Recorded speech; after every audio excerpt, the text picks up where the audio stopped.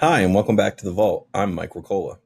To raise money for an indie film, you need attachments. You need a recognizable director or a lead actor to validate the project so investors will actually open their checkbooks. But attaching talent early is incredibly dangerous if you don't have the right paperwork. Here's the simple trap: you sign a basic generic letter of intent with the director. For the next 8 months, while you're pitching investors, the director gives you notes on the script. They suggest a new ending, they tweak some dialogue, and they help you brainstorm.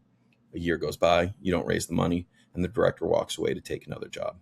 When you finally go to make the movie with someone else, the original director sues you, claiming they are now a co writer of your script because they gave notes to you.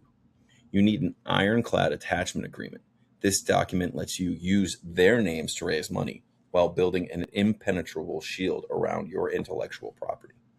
So remember, the goal of the Nonday Filmmaking Legal Lab is to democratize access and information to you, the filmmaker, so that you know your rights and you can protect yourself, your investors, and your crew.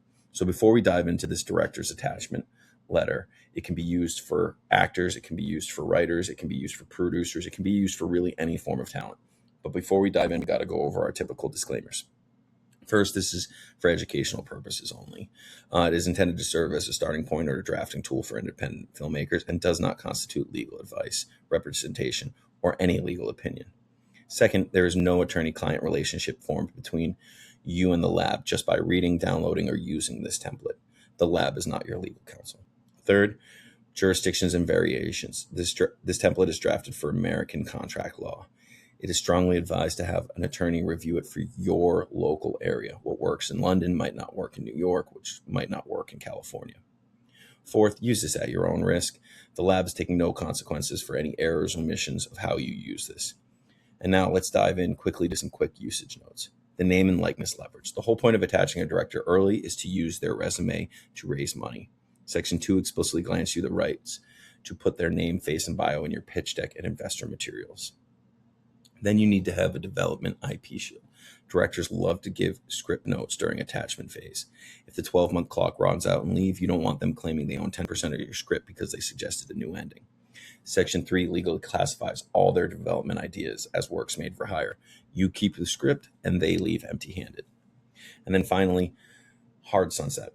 One of the things you might want to look at is the sunset clauses in your contracts. Here, we want to extend it a little bit further if there's good faith negotiations, but otherwise, we want a hard sunset where you do not need to buy them out and you are free to hire a new director the next day if there is an agreement on key terms.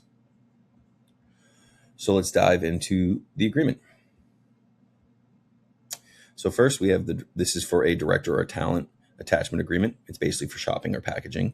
It's when you're in the developmental stages. Here is your typical information in your recitals, which state the who, what, why, when, and where. This memorandum confirms the mutual understanding of the parties.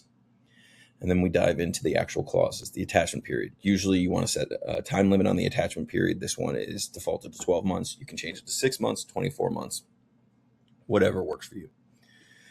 During that attachment period, though, you are granted rights. You shall have the right to use the director's name, approved likeness, biography, and professional credits in any materials you use to promote the film. Next, you want to look at the development services and the IP shield. You are expected to work with the director in good faith, and so they're going to help you develop that film. And because of that, they're going to give you notes. But what they need to assign to is that their notes are work for hire, that they get no rights to be claimed as a screenwriter just by giving you simple notes. This section is really important. Then there's exclusivity and priority. That's basically saying that you want them to work for you, but you're not expecting them to work for you exclusively. However, you want them to work for your first priority. Another thing we like to set up in attachment letters is conditions precedent. These conditions are what are required before we can move on to the next level of an agreement, which is an actual long form agreement. And so before any of that happens, you need to have these conditions. First, the producer secures full verified funding. And second, the scripts and shooting schedule, which are to be determined by the producer in meaningful connection with the director. Next, you want to look at the financial parameters before you get into that long form agreement. So upon satisfaction of all the conditions precedents, you're going to establish a director's fee, which will establish a floor with percentages. You're going to establish back-end participation.